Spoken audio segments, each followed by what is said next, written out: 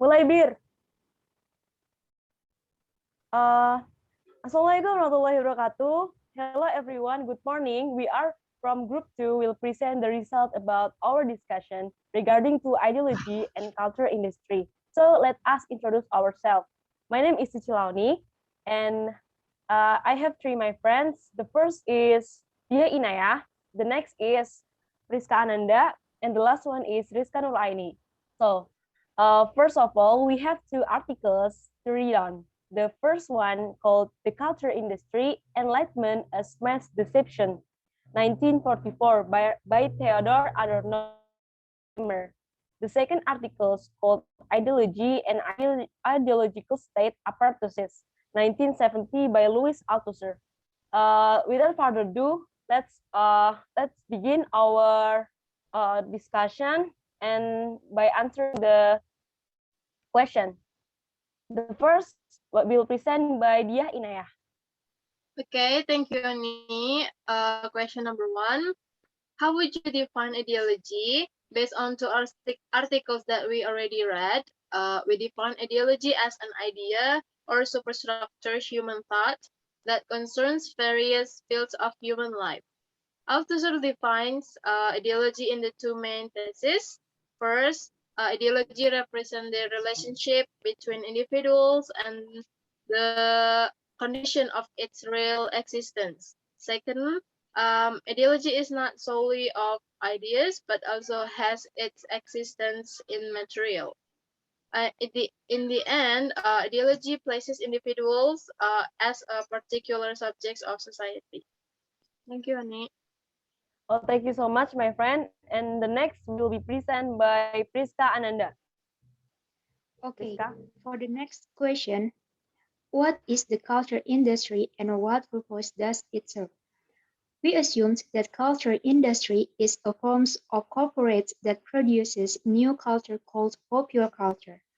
This is supported by Adorno and Horkheimer's statements related to popular culture, like movies, radio, and magazines, who have replaced the church as a top institution that gives social norms in life.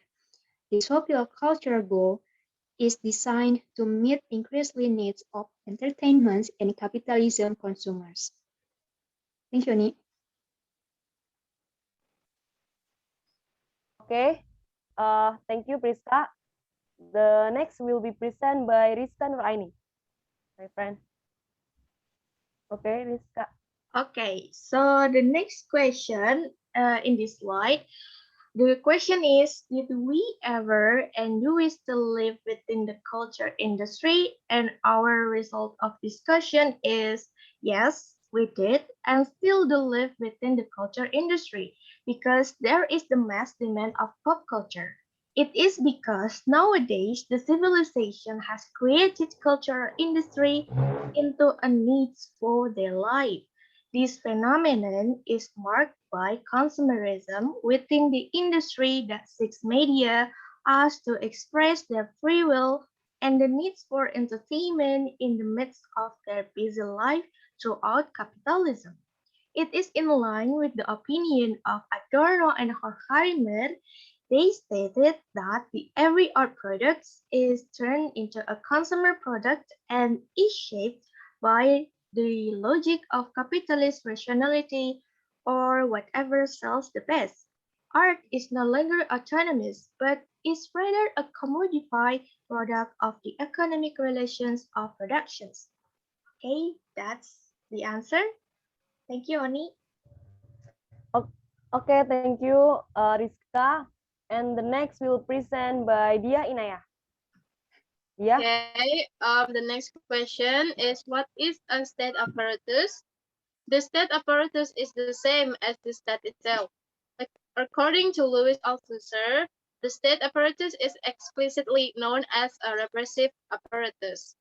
It is a machine of repression that enables the ruling classes, such as the bourgeois and the landowners, to secure their dominant positions over the working class, that makes the bourgeois can subjugate the working class in the process of surplus value extortion. For example, to capitalist exploitation, the state apparatus consists of the government, soldiers, police, bureaucracy, court, and etc. Thank you, Ani. Okay, thank you, Dia. And the next question will present the next answer will present by Rizka Nuraini. Okay, so in this slide, there's two questions. First is, what is the difference between the ISA and the RSA, and why does the state require both? So first answer is, the difference between ISA and RSA is their operating system of their apparatuses. In repressive state apparatus, or RSA, they run and function by violence, both in the form of physical and non-physical violence. The RSA is consists of the ruling classes or state apparatus such as government, army, police, bureaucracy, court, and etc. Meanwhile, the ideological state apparatus is run and functioned by ideology, which takes on more into the morals and ethical values. Though its secondary function can take violence into account, such as school or church that have punishment to the ones who breaks the rules. At this point, it looks clearly that difference between ISA and RSA, and that's why ISA can be disguised with RSA. To the more extent, uh, Althusser explains that there is only one RSA, but on the other hand, there is a plurality of ISAs. Therefore, RSA is limited to public instance, while ISA can be a private instance such as through religious institutions, families, schools, mass media, and etc. Lastly, why does the state require both? It is because RSA and ISA are interrelated. To regulate a state, it is necessary to have an ISA that is useful for complying with applicable laws and regulations. Meanwhile, RSA is used as a punishment or a form of follow-up for violations of the law. Thus, ISA and RSA function ideologically to instill rules and maintain stability between the two. Okay, that's the answer. Thank you, Oni. Thank you so much, my friend Rizka Nuraini, for the clear explanation about that. And the next will present by my friend Priska Ananda. Thank you, Oni. So for the last question, through what forms does ideology travel today? We thought that educational apparatus is in charge of the main ideology that travels today.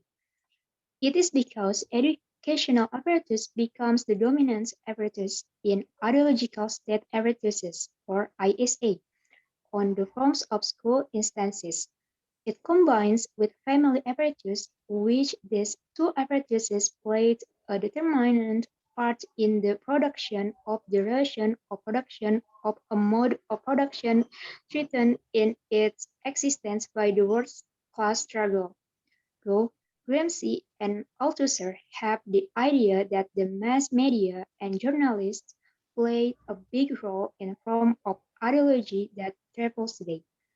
It is because the mass media does not function in a physical repression ways, but instead it is spreading the dominant ideology produced by the dominant classes to the public based on the dominant powerful private party that runs behind it. Okay, thank you, Oni. Okay, thank you so much for all my friend. That's the last answer by Priska. And based on our discussion, so we can draw conclusion, especially from Althusser's thesis, which state that imaginary ideology connects individuals with their reality and is materially real. And the state itself becomes a tool of the ruling class to regulate the working class. then ISA and RSA are needed to regulate to the state because each other serves to instill rules and maintain stability between the two. And currently, the main ideology that is running is the education apparatus, which is part of the ISA. Likewise, the mass media, which are now mostly controlled by the private sector, from the existing operation, they do not do it physically, but spiritually into our societies. The second is popular culture is the product of the culture industry by means to fulfill the entertainment needs of consumers who own capital in bulk. And also this popular culture accompanies our lives today, which is the result of the consume popular culture is the result of the thoughts of the owners of capitalists. So that's all from our presentation today. Thank you so much. Wassalamualaikum warahmatullahi wabarakatuh.